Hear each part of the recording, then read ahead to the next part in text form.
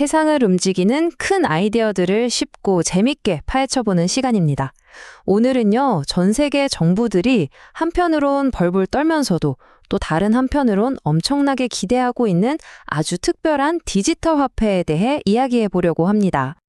아니, 불과 몇 년 전까지만 해도 미국 정부가 이 스테이블 코인을 엄청나게 경계했거든요.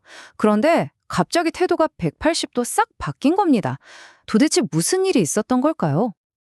자, 이 엄청난 태세 전환을 이해하려면요. 먼저 이 스테이블 코인이란 게 대체 뭔지, 그리고 이게 지금 미국의 큰 그림, 그러니까 금융 전략에서 어떤 기가 막힌 역할을 하고 있는지부터 알아봐야 합니다. 우리가 아는 다른 코인들이랑은 좀 달라요. 이 스테이블 코인은 이름 그대로 안정적이도록 설계된 코인입니다. 1코인이 딱 1달러 가치를 갖도록 말이죠. 그러니까 기존 화폐의 안정성에 디지털 자산의 속도를 더한 그런 하이브리드라고 보시면 돼요. 보세요. 이 변화가 정말 극적이지 않나요? 얼마 전까지만 해도 기존 금융 시스템을 위협하는 골칫덩어리로 봤는데 이제는 이걸 미국의 금융 시스템을 더 강하게 만들어줄 핵심 도구로 보고 있다는 거잖아요. 자, 근데 여기서부터가 진짜 재밌어집니다. 왜냐하면 이런 엄청난 정책 변화 뒤에 숨겨진 논리가 놀랍게도 저 멀리 500년 전 역사에서 그 담을 찾을 수 있거든요. 자, 그럼 시간을 한번 훌쩍 거슬러 올라가 볼까요? 지금부터 16세기 유럽으로 가보겠습니다. 이때 말이죠. 완전히 새로운 형태의 돈이 나타나면서 사회 전체가 뿌리부터 뒤흔들리는 엄청난 사건이 있었습니다. 생각해 보세요. 로마 제국이 무너지고 나서 무려 1000년 동안 유럽 경제는 거의 성장이 없었어요. 물가도 안정적이었죠. 할아버지가 사 먹던 빵값이 손자 때까지 똑같았다는 얘기입니다. 그런데 1500년대 초에 아메리카 대륙이 발견되고 여기서 어마어마한 양의 금과 은이 쏟아져 들어오면서 말 그대로 모든 게 하룻밤 사이에 바뀌어버립니다.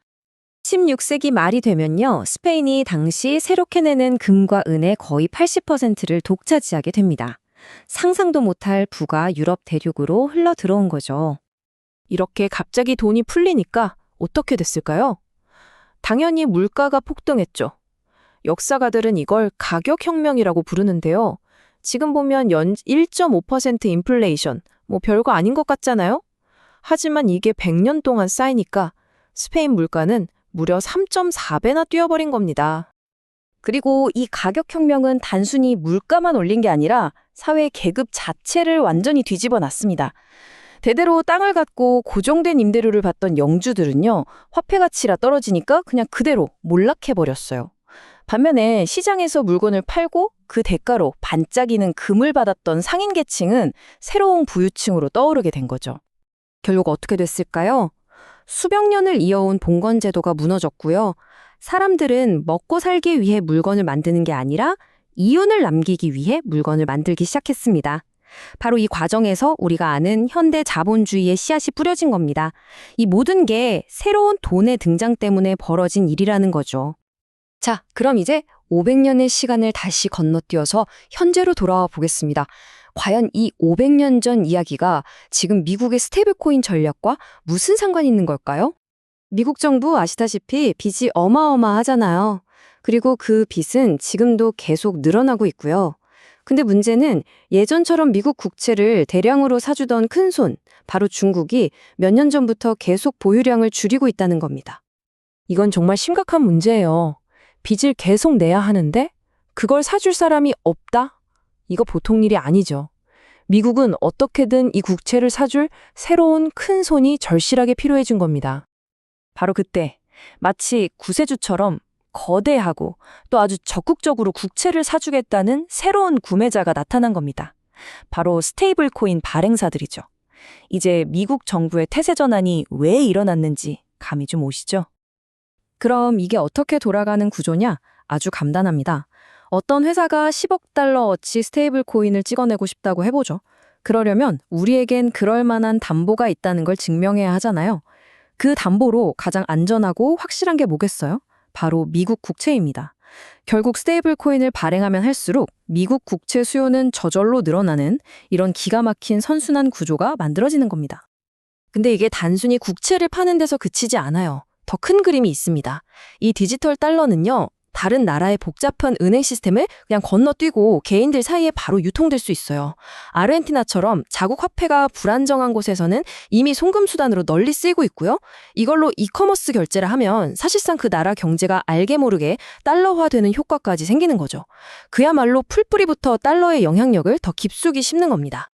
만약 이 스테이블 코인이 500년 전에 금과 같은 역할을 한다면 우리는 지금 또 다른 거대한 혁명의 문턱에 서 있는 겁니다. 그렇다면 앞으로 펼쳐질 세상은 어떤 모습일까요? 그리고 이 판에는 과연 무엇이 걸려 있을까요? 아마 지금 각국 정부의 가장 큰 고민은 바로 이것일 겁니다. 이 새로운 돈을 찍어낼 권한을 과연 누구에게 줄 것인가 하는 문제죠. 선택지는 크게 세 가지입니다. 첫째, 전통의 강자, 대형 은행들. 안정적이고 믿을만하지만 혁신은 조금 더딜 수 있겠죠? 둘째, 빅테크 기업들. 확정성이나 기술력은 엄청나지만 독점의 우려가 있고요. 마지막으로 혁신적인 스타트업들. 판을 뒤흔들 잠재력은 있지만 그만큼 위험 부담도 크죠. 정말 어려운 문제입니다. 하지만 이 이야기의 진짜 핵심은요, 그냥 달러가 디지털 형태로 바뀌었다는 거게 아니에요. 진짜 게임 체인저는 바로 돈의 프로그래밍이 가능해진다는 점입니다. 이게 무슨 말이냐면 예를 들어 볼게요. 아프리카에 있는 디자이너가 미국에 있는 고객의 일을 맡았다고 칩시다. 예전 같으면 돈을 뗄 걱정부터 했겠죠.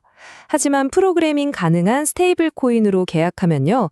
돈이 코인 자체에 에스크로 기능으로 묶여 있다가 디자인 작업이 끝나서 확인되는 순간 자동으로 디자이너에게 지급되게 만들 수 있습니다. 중간에 은행도 변호사도 필요 없어요. 신뢰가 필요 없는 거래가 가능해지는 거죠. 이건 정말 엄청난 변화입니다. 500년 전 아메리카 대륙의 금이 유럽으로 쏟아져 들어오면서 새로운 승자와 패자를 만들어냈던 것처럼 지금 이 디지털 화폐 혁명도 분명 새로운 부의 지도를 그리게 될 겁니다. 자, 그렇다면 마지막 질문입니다. 이렇게 다가오는 거대한 변화의 물결 속에서 여러분은 과거의 몰락한 영주가 되시겠습니까? 아니면 기회를 잡은 새로운 상인이 되시겠습니까? 오늘 이야기는 여기까지입니다. 함께 해주셔서 고맙습니다.